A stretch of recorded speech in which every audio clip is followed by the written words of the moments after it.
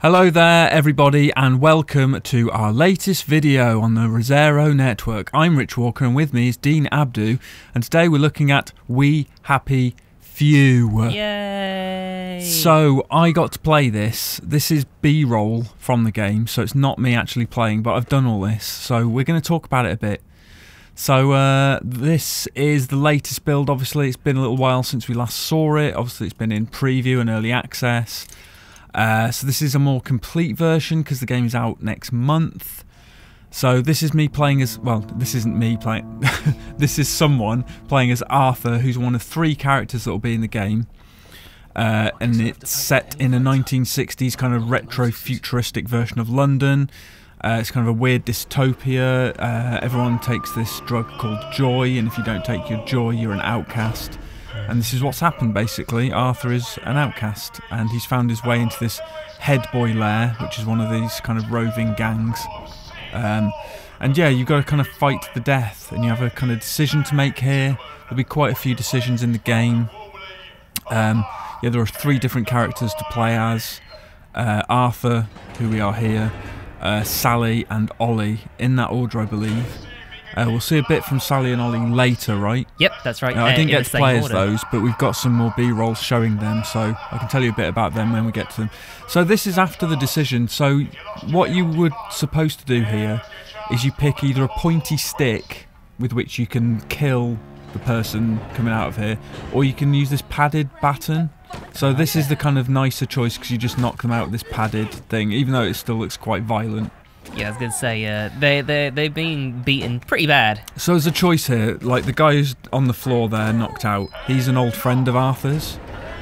So you have to decide, do you kind of just knock him out with the padded stick, or do you just kill him with the pointy stick? So that's one of the first decisions you'll make. Obviously you make, you've probably seen this in multiple trailers, but in the beginning you're a kind of administrator, you're editing articles, and you choose not to take your joy one day, and that's kind of what kickstarts everything. Arthur's kind of adventure, but Arthur's kind of a unassuming dude. There's nothing particularly special about him. That's from the developer's mouth, not mine. So he can kind of blend in quite easily, but as you'll see later on, he's in sort of conspicuous clothes. He's quite well dressed, so there are things you have to do to kind of blend in.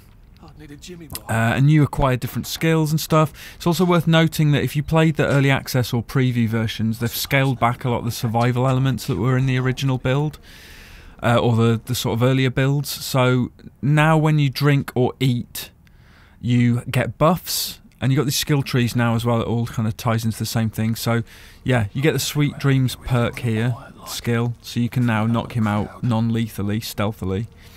Whilst he's just having a nice little waz. A little waz there, which is nice, isn't it? And then you can chuck him over your shoulder and hide him. Or just throw him on the floor.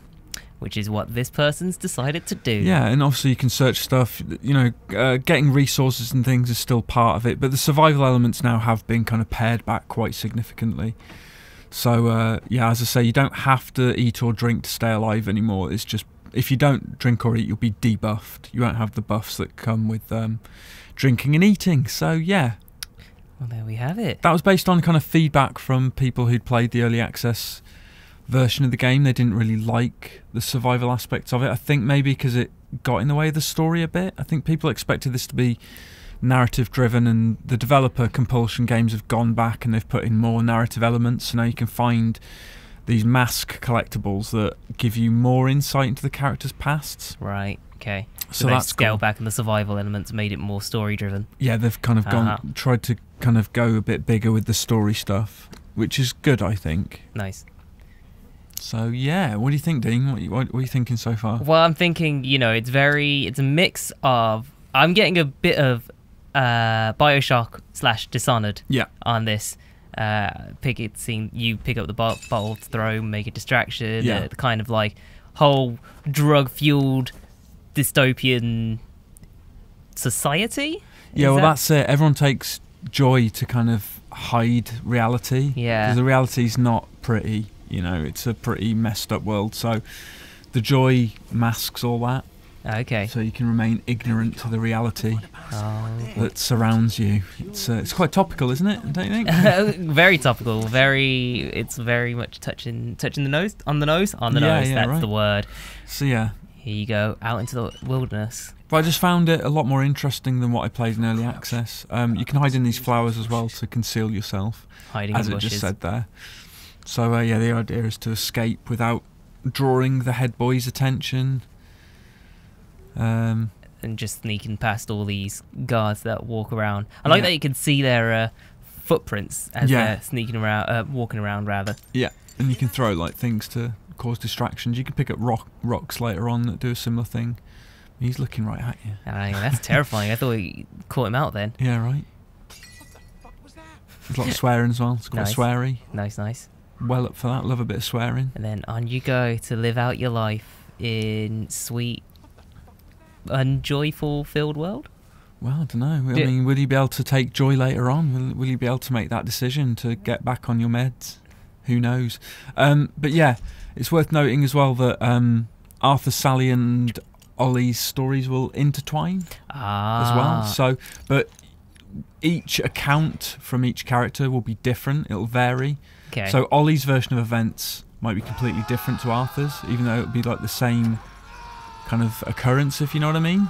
So the narrative is like your subjective telling of events.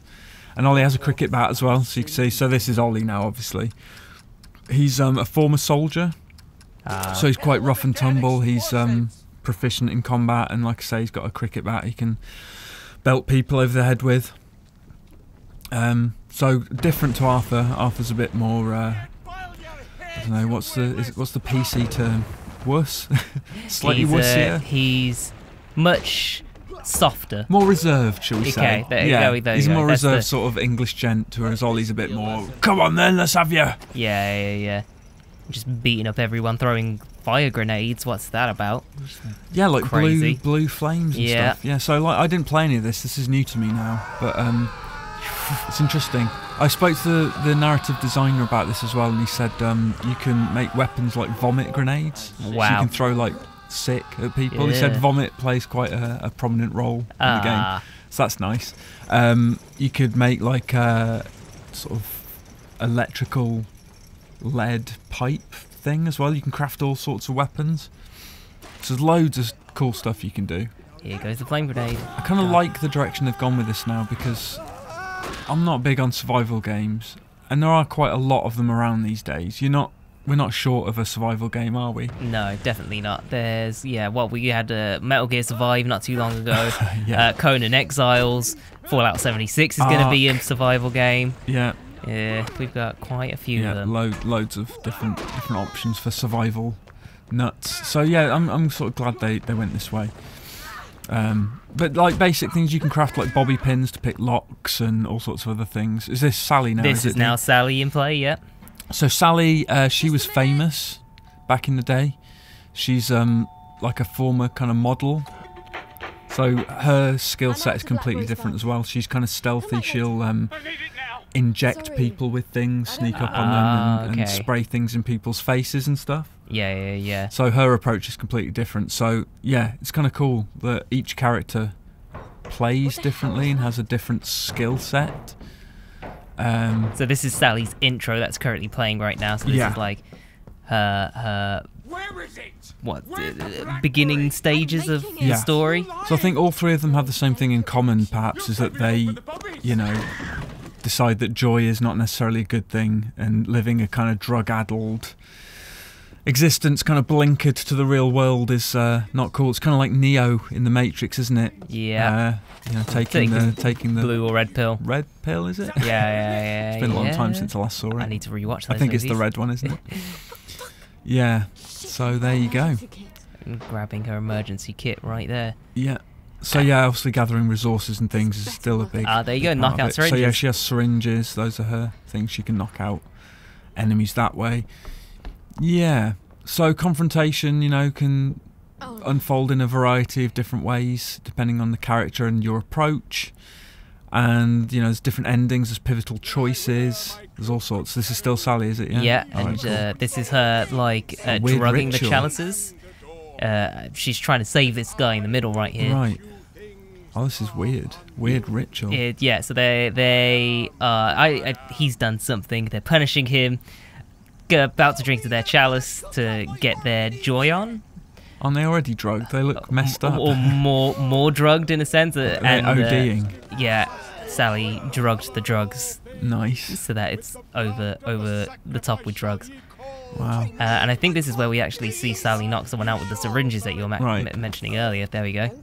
Erasmus. I like the name Erasmus. Good name. Down he goes. And you saved him. Good job. Nice. So there you go. That was We Happy Few, and that is out 10th of August for Xbox One, PlayStation 4 and PC. Thanks for watching. Don't forget to comment, like and subscribe, and we'll see you next time. Thanks. Bye. Bye. And he tied me up.